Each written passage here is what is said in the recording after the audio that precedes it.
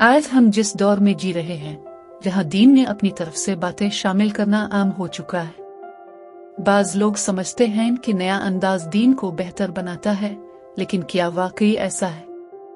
आइए कुरान से जानते हैं कि अल्लाह ताला के महबूब बंदे कौन होते हैं और उनकी क्या सिफात हैं। सूरत अल-फुरकान कुरान पाक की 25 और सूरत है। ये मक्की सूरत है और इसका बुनियादी मौजू है हक और बातिल में फर्क करने वाली किताब। इस सूरत के आखिरी हिस्से में अल्लाह ने अपने खास बंदों यानी इबाद अर-रहमान का जिक्र फरमाया, जो हर फितने, बिदअत और बातिल से अलग होकर सीधे रास्ते पर चलते हैं। आयत 63 और रहमान के सच्चे बंदे वो हैं जो जमीन पर आजिज़ी से चलते हैं और जब जाहिल लोग उनसे उलझते हैं तो वो कह देते हैं सलाम। वजाहत, ये लोग बिदअत, फजूल रस्मों और जाहिलाना बातों में उलझते नहीं बल्कि सब्र और इल्म के साथ जवाब देते हैं। बिदअत क्या है? आसान अल्फाज में लुग़वी मानी बिदअत का मतलब है नई चीज पैदा करना। शरई मानी दीन में कोई ऐसा अमल शामिल करना जो नबी करीम ने ना किया हो, ना सहाबा ने, ना इसका कोई सबूत कुरान और संत में हो। नबी का फरमान, हदीस तर्जमा, जिसने हमारे दीन में कोई ऐसी चीज शामिल की जो इसमें से नहीं, वो मरदूद है यानी नाकबूल है।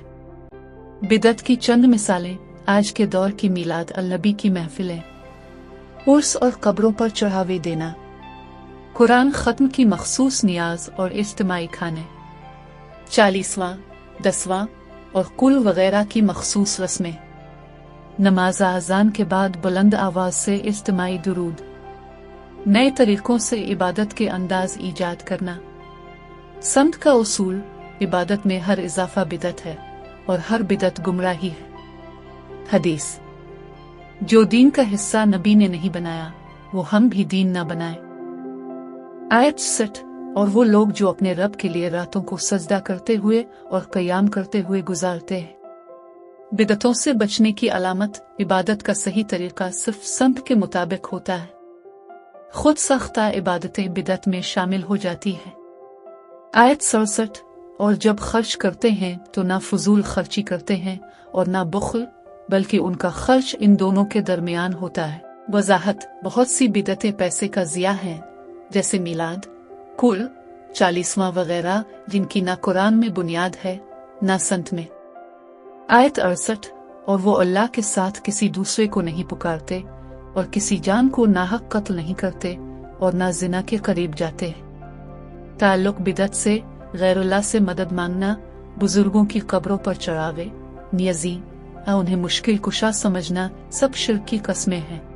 आयत 70 मगर जो तौबा करे, ईमान लाए और नेक अमल करे तो अल्लाह उनकी बुराइयां नेकियों से बदल देगा।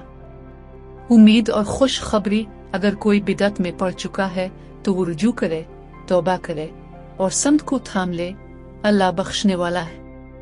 आयत 74-75 और वो कहते हैं कि हमारे रब, हमें हमारी बीवियों और औलाद की आंखों की ठंडक बना और हमें परहेजगारों का इमाम बना। वजाहत, इबाद अर-रहमान दुआ करते हैं कि हमारा पूरा घराना संत पर चले, बिदअतों से दूर हो।